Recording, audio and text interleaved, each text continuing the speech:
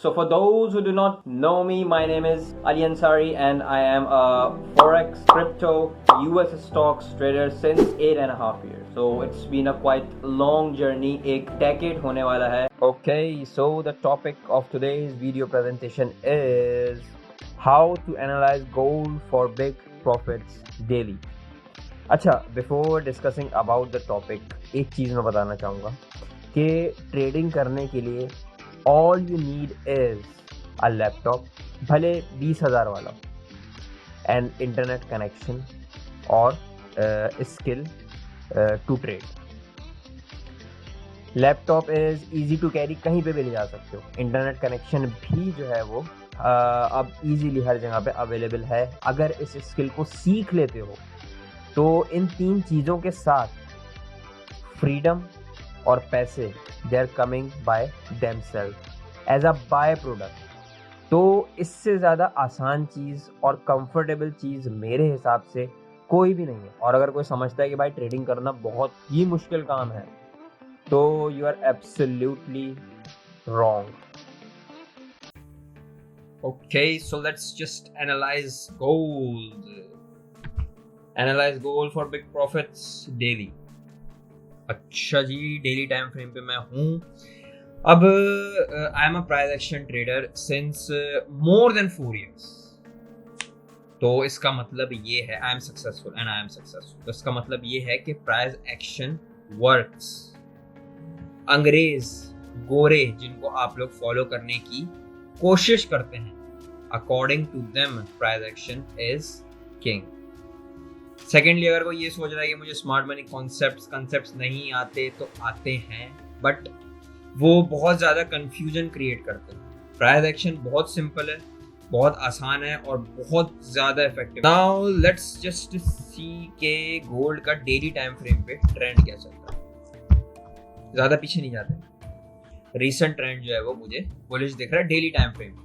H4 पे भी अगर मैं रीसेंट प्राइस के एक्शन को देखता हूँ तो प्राइस ने जो है वो रिसेंटली हाई क्रिएट किया, हायर हाई क्रिएट किया, एक और हायर हाई क्रिएट किया, एक और हायर हाई क्रिएट किया. तो if an instrument is creating clear higher highs as well as नीचे की तरफ से अगर मैं देखता हूं तो लोज भी ऊपर की जानिब एक्सटेंड हो रहे हैं, यानी कि हायर लोज बन रहे हैं. तो अगर कोई भी instrument, in this case I am talking about gold and we are analyzing gold, तो गोल्ड की केस में अगर gold continuously higher highs create कर रहा है और हायर लोज भी क्रिएट कर रहा है, तो ऐसी सिचुएशन में, ऐसी कंडीशन में क्या मुझे सेल करना चाहिए गोल्ड को?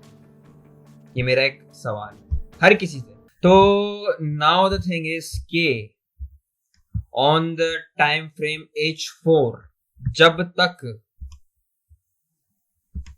registration to work one-on-one with me is now up for the grab. So if you wish to contact me, my Instagram as well as Facebook link is in the description. Contact me if you think I can help you to upgrade your life financially. Contact me so that I can see even if you're a good fit for my programs or not. Contact me if you think that I can help you in any way, shape or form. Crypto Mastery program is available for $100 and Trading Mastery program is available for $150. ये मैंने mark करा है. It's 1975 to 1970.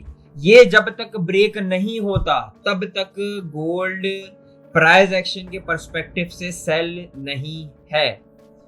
यहां से अगर किसी ने cell किया है, ठीक है, यहां से अगर किसी ने सेल किया है, गुड. तुक्का एक दफा लगेगा, 2 दफा लगेगा, तीसरी दफा वो तुक्का तुम्हारा अकाउंट वॉश करेगा. और आई एग्जैक्टली नो जो अगेंस्ट द ट्रेंड लोग बैठे थे उन्होंने अपने अकाउंट्स वॉश किए हैं और दोबारा से वो अगेंस्ट द ट्रेंड बैठे हुए हैं. इस दफा तुक्का लग गया, अगर ये मार्केट एकदम से नीचे गिर गई तो you know good for you. लेकिन अगर मार्केट एज यूजुअल ट्रेंड के साथ चलती रही तो you are done down and dusted for the second time. और ये ज्यादा मतलब अरसे का नहीं. तो जब तक according to me and my price action analysis gold जब तक 1970 से ऊपर है तब तक मैं गोल्ड के मेरा जो बायस है वो बाइंग है। अच्छा, मैं स्ट्रक्चर जो है वो ड्रॉ कर देता हूँ ताकि जो है वो आसानी हो जाए। बाय द वे, ये जो स्क्रीनशॉट थंबनेल में देखा था, यहाँ पे भी मैं अल्ट्रा में बेस्ट के जो है वो लगा दूँ। तो इसी यहीं पे ही एक कैंडल के पर्सपेक्टिव से मैंने ट्रेड लिया था। रीसेंट प्राइस एक्शन को अगर मैं देखता हूँ तो दिस इज द वेव 1 जिसने प्रीवियस स्ट्रक्चर को ब्रेक करा है। ये रही wave 2, second wave bro, and this one is the third wave जहां से एक अग्रेसिव डिमांड आई है। क्योंकि ये जो हाई है और ये जो डिमांड एरिया है, इसमें कोई इतना ज़्यादा जो है वो प्राइस का डिफरेंस नहीं है, तो मैं इसको पूरा एक जोन बना लेता हूँ। ठीक है, मैंने पूरा एक जोन बना लिया and look at this price I. ठीक है, छोटे टाइम फ्रेम पे जो है वो प्राइस ने ब्रेक भी कर दिया हुआ है जोन को, but on time frame H4 the closing is above the zone, या अबव द जोन नहीं, इन द जोन। अच्छा, अब ये जो कैंडल स्टिक बनी है, ये जो कैंडल की शक्ल बनी है, इट इज क्लियरली इंडिकेटिंग कि यहाँ से बाय गोल्ड। अच्छा, अब ये जो कैंडल स्टिक सेटअप है, it is a hammer, an advanced form of hammer. तो इस पे अगर कोई ट्रेड करता तो you would have earned some money.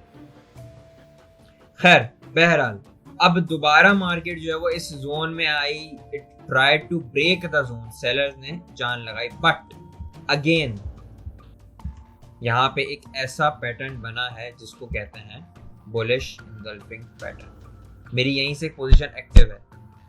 ठीक है, बुलिश इंगल्फिंग पैटर्न जहां से यहाँ पे मेरा कहीं स्टॉप लॉस है,